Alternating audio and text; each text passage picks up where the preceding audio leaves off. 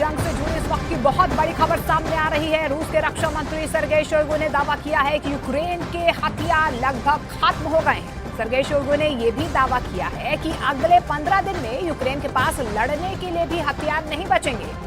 रूस का साफ कहना है कि यूक्रेन आज इसलिए तबाह हो रहा है क्योंकि अमेरिका के इशारे पर ज़ेलेंस्की रूस से जंग करने पर आमादा है, लेकिन यूक्रेन ये भूल गया है कि रूस के सामने यूक्रेन ज्यादा दिन और टिक नहीं पाएगा क्योंकि उसके हथियार खत्म हो रहे हैं।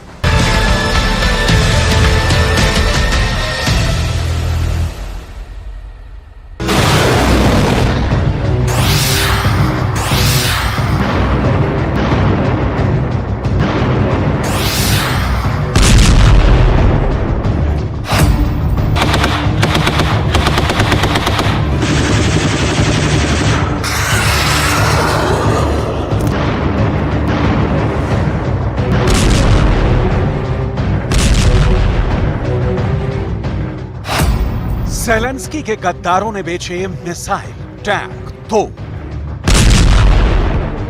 क्या ज़ेलेंस्की के गद्दार पिछले 17 महीनों से यूक्रेन के साथ गद्दारी कर रहे हैं?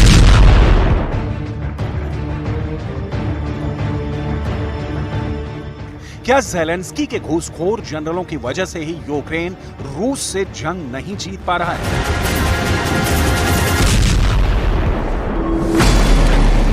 क्या वाकई में यूक्रेनी सेना के कमांडर और जनरलों ने यूक्रेन के तोप, टैंक और मिसाइलों को औने पौने दामों में बेच दिया है?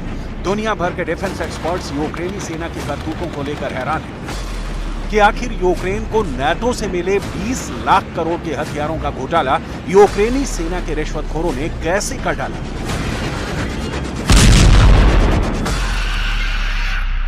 हम आपको वो रिपोर्ट दिखाने जा रहे हैं जहां ज़ेलेंस्की ने सेना में शामिल सभी घूसखोर कमांडर और जनरलों को फौज से निकालकर बाहर फेंक दिया है। जरा ज़ेलेंस्की का गुस्से से तमतमाता ये चेहरा देखिए। यूक्रेन की राजधानी कीव में हुई बेहद हाई प्रोफाइल मीटिंग में ज़ेलेंस्की ने चुन चुनकर यूक्रेन के हथियारों का सौदा और घोटाला करने वाले अफसरों को ठिकाने लगा दिया है। हम आपको ज़ेलेंस्की के एक्शन से जुड़ी पूरी रिपोर्ट आगे दिखाने जा रहे हैं। ज़ेलेंस्की ने पकड़ा यूक्रेन की हार का घोटाला।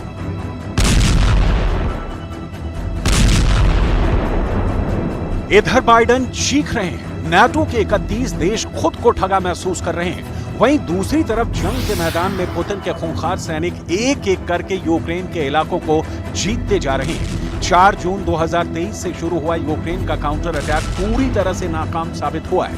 हैरानी की बात तो यह है कि कुछ रिपोर्ट्स में दावा किया गया है कि यूक्रेनी सेना ने नाटो के लेपर्ड टैंक, चैलेंजर टैंक को जानबूझकर खराब कर दिया है ताकि दुनिया भर में नाटो के हथियारों की धाक खत्म हो जाए।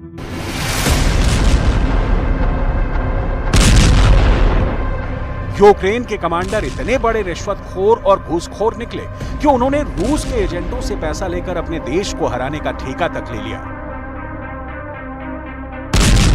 रूस के रक्षा मंत्री से लेकर जनरल और कमांडर तक नाटो के हथियारों को खा गए। यूक्रेनी जनरल खा गए नाटो के हथियार।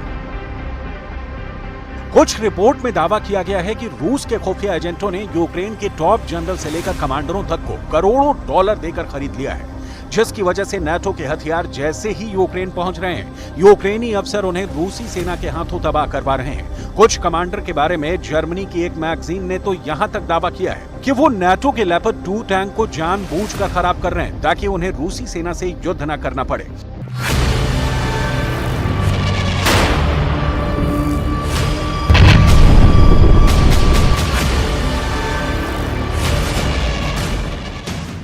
इधर पुतिन की सेना चुन चुनकर नाटो के टैंक, तोप और रॉकेट सिस्टम पर भयानक हमला करके उन्हें जला रही है।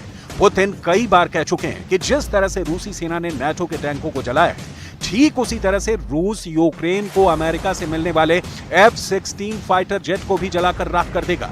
अब आप ये जान लीजिए कि भयानक युद्ध के बीच यूक्रेन का युद्ध घोटाला पकड़ने के बाद राष्ट्रपति ज़ेलेंस्की ने क्या बड़ा एक्शन लिया है। डकार गए 20 लाख करोड़, हार गया यूक्रेन।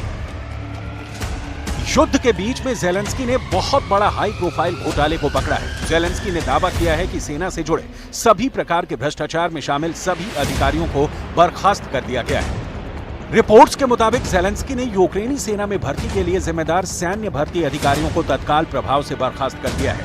दावा किया गया है कि अब तक देश और यूक्रेनी सेना के साथ गद्दारी करने वाले 112 सैन्य अधिकारियों के खिलाफ आपराधिक मामलों के तहत कार्रवाई की गई है। जेलेंस्की ने मीडिया को बताया कि यूक्रेनी सेना के commander in chief general Valery Zaluzhnyi को भ्रष्ट यूक्रेनी अफसरों के खिलाफ कार्रवाई करने का आदेश दिया गया है। अभी यूक्रेन के 33 अफसर ऐसे हैं जिन पर रिश्वतखोरी, हथियार घोटाले के आरोप लगे हैं। उन्हें भी सेना से बाहर निकालने की जोरदार तैयारी चल रही है।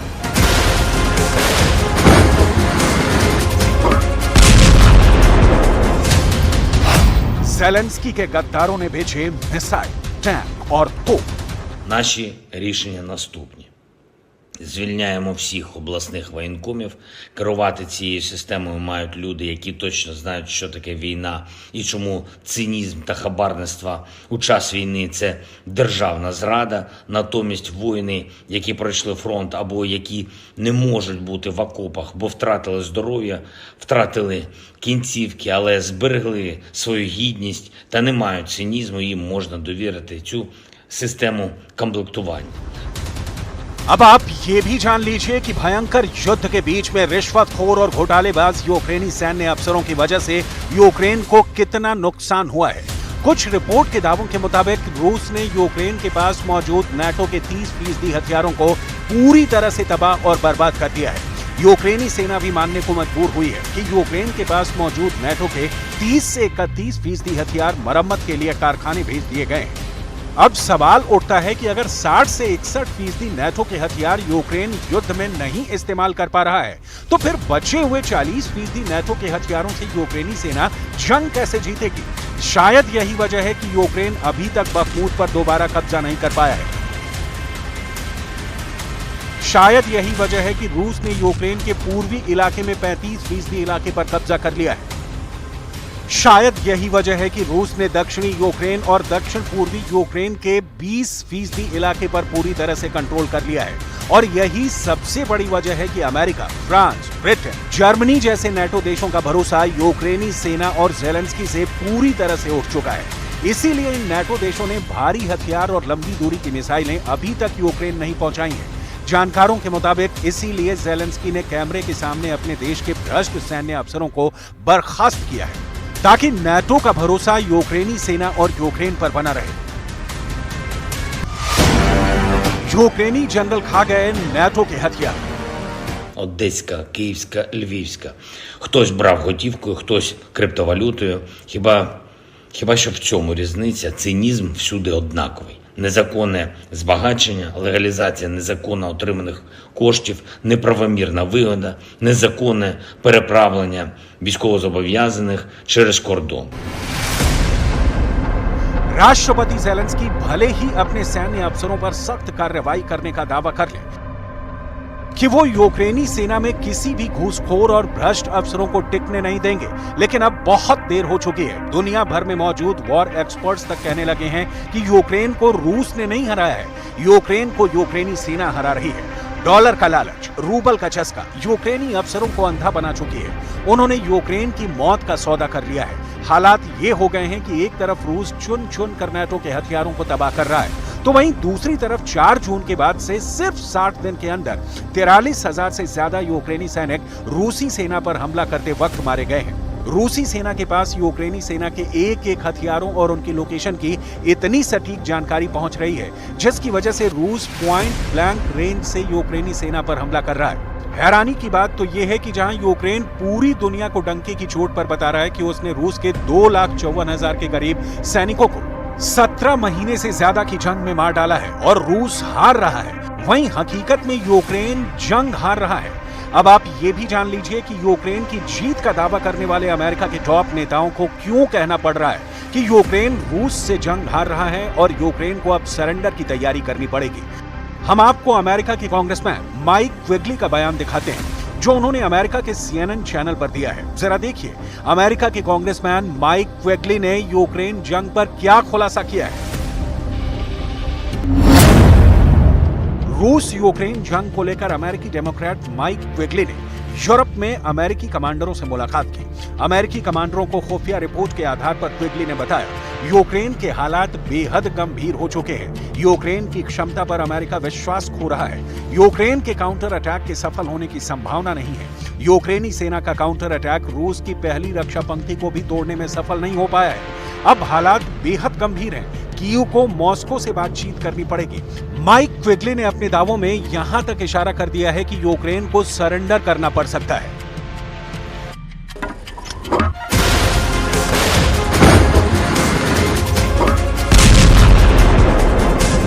बाईस फरवरी 2022 से लेकर अब तक यूक्रेन के 4,900 भारी हथियार रूस ने तबाह कर डाले हैं, जिसमें नाटो के टैंक, तोप, रॉकेट, एयर डिफेंस सिस्टम शामिल है।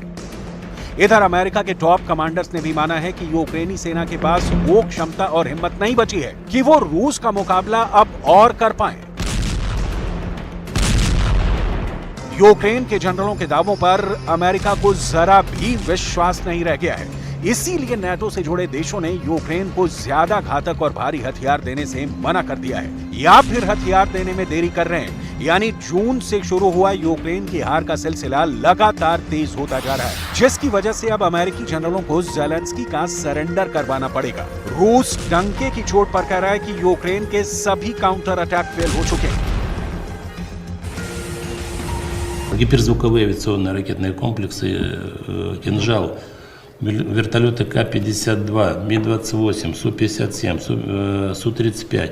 Вся эта техника себя великолепно зарекомендовала на сегодняшних боевых действиях. И мы все объемы, которые сегодня требуются для Министерства обороны, мы полностью закрываем. 17 महीने की जंग के बाद यूक्रेन के ये हालात साफ साबित करते हैं कि यूक्रेन की बर्बादी के लिए ना तो नाटो जिम्मेदार है और ना ही रूस कसूरवार है। लालची और भ्रष्ट अफसर और नेताओं से भरा यूक्रेन पहले रूस से बदला लेने के लिए नाटो के लालच में फंसता है, और फिर यूक्रेन के टॉप अफसर करोड़ों डॉलर के लालच में यूक्रेन की मौत का सौदा कर रहे हैं। अब देखना होगा हारते हांफते यूक्रेन को रूस से कौन बचाता है और कैसे बचाता है।